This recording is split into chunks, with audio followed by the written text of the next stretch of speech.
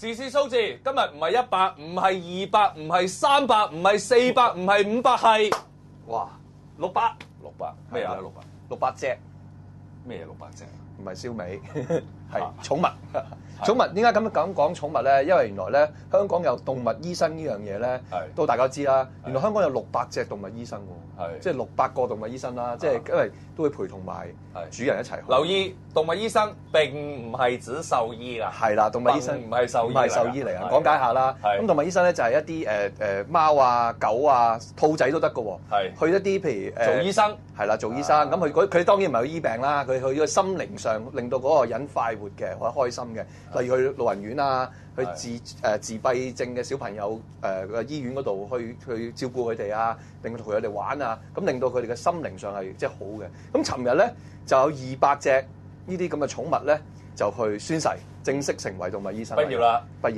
我想講咧，即係我哋之前上個禮拜講民主黨去宣誓咧，有啲人喺度嘈生晒嘅。但係呢200隻去宣誓咧，就真係好受歡迎，大家即係覺得都係嘈生晒。都係就，但係一啲羨慕嘅目光啊，因為其他嗰啲人哇好乖啊，你哋寵物好乖，點可以做到咁樣啊？咁寵物醫生好難做㗎，我都試過叫我隻狗去投考㗎，但係佢得唔得咧？佢太活躍啊！太活躍係因為你去到醫院你唔能夠太活躍㗎，如果你太活躍咧，你反而嚇親其他病人㗎嘛。係啊，因為你應該係令到啲病人更加舒服，係咪？係，因為其實佢都有幾個要求，一定要性格要溫順，你唔可以好兇殘咁樣。我隻狗就唔兇殘嘅，咁當然就其餘好似過龍啦，要有健康啦，你唔可以到自己本身都唔健康，你走去做動物醫生啦。咁同埋一啲性情同埋個控制能力都要注意，呢幾樣嘢一定要做到嘅。即係譬如你太餵食咁樣就唔得噶啦。即係見到即係明明喺度我老人家玩緊，喺度呵緊佢嘅，突然之間見到嘢食就走咗，咁就唔可以做動物醫生嘅。不過呢樣嘢咧，我都覺得香港係應該多啲動物醫生添，因為點解你諗下動物醫生頭先我開始都講嘅時候咧，你要陪同埋個主人一齊去做噶嘛呢件事。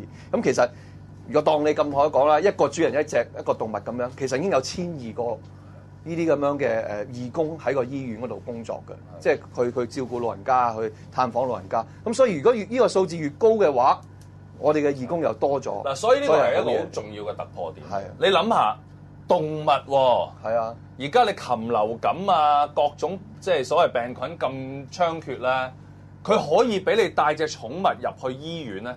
其實醫管局係一個突破嚟嘅，係啊，絕對係一個突破嚟。好信任你。點解會有呢個突破咧？就因為真係人口老化嗰個問題好嚴重。冇錯。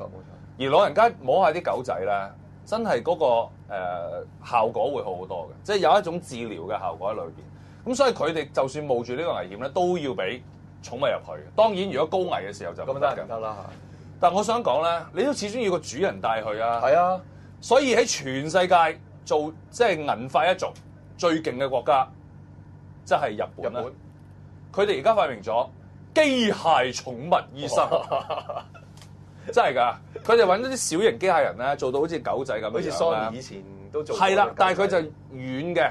哦，唔係硬骨骨嘅。唔係硬骨骨嘅，軟嘅。咁就俾啲老人家咧可以摸下佢，摸嘅時候咧會有表情俾翻佢嘅。所以連主人都唔使，經常都有呢啲機械寵物醫生駐守醫院係常設嘅。咁你係咪值得諗下？好嘢，科技真係掂啊！